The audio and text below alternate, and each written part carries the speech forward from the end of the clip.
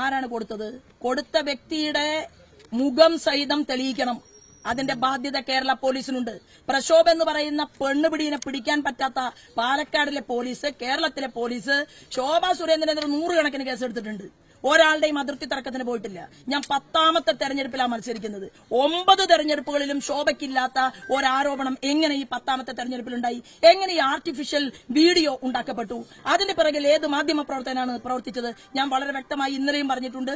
Media വണ്ണിന്റെ മാധ്യമ പ്രവർത്തകനെ നീതിന്യായ കോടതിയുടെ മുന്നിൽ ഞാൻ മുട്ടുകുത്തിക്കും എന്ന് ഞാൻ പറഞ്ഞിട്ടുണ്ടെങ്കിൽ അത് ഈ പൊതുപ്രവർത്തനം 30 വർഷം ചെയ്ത എനിക്കെതിരെ എന്ത് ചെയ്തു?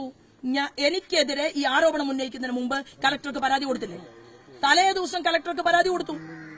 തലേ ദിവസം കലക്ടർക്ക് പരാതി കൊടുത്തതിന് ശേഷമാണ് കഥയുണ്ടാക്കുന്നത്.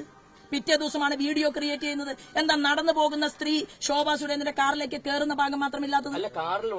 കാറിലേക്ക് നോക്കൂ, എന്നത്തെ ദൃശ്യമാണത്? ശോഭാ സുരേന്ദ്രന്റെ അത് ഇന്നലത്തെ ദൃശ്യമാണ്. നിങ്ങൾ ലാബറട്ടറിയിലേക്ക് പരിശോധനയ്ക്ക് അയച്ചിട്ടുണ്ട്.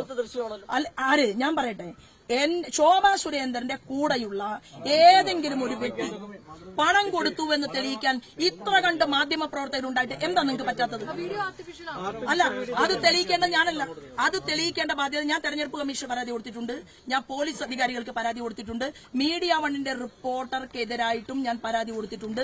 ഇതെല്ലാം മെയ് മാസം 4-ാം തീയതി കഴിയുമ്പോൾ കേരളത്തിലെ പൊതുസമൂഹത്തിന് മുന്നിൽ പുറത്തുവരും.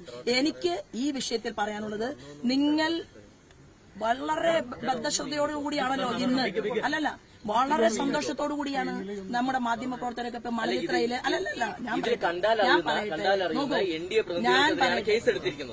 ഞാൻ ചോദിക്കട്ടെ, പാലക്കാടിനെ കുറിച്ച് ABCD അറിയാത്ത നിങ്ങൾ തന്നെ റിപ്പോർട്ട് ചെയ്ത മഹാരാഷ്ട്രക്കാരിയാണ് സിമി, അല്ലെ?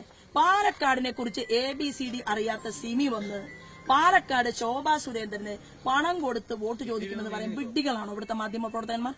അതാ ഞാൻ ചോദിക്കുന്നത്. എന്താ അവിടെ നാടും നഗരവും അറിയുന്ന, ഗ്രാമാന്തരങ്ങൾ അറിയുന്ന BJP-ക്കാരും ഇല്ലേ? മഹാരാഷ്ട്രയിൽ നിന്ന് ഒരാളെ വിളിച്ചു വരുത്തിയിട്ടാണോ ഒരു പാവപ്പെട്ട അമ്മൂമ്മയ്ക്ക് BJP-യുടെ സ്ഥാനാർത്ഥിക്ക് വേണ്ടിയിട്ട് പണം കൊടുക്കുക? ഇതുപോലും മനസ്സിലാക്കാതെ നിങ്ങൾ കിട്ടിയ പാടെ അങ്ങോട്ട് വിഴുങ്ങി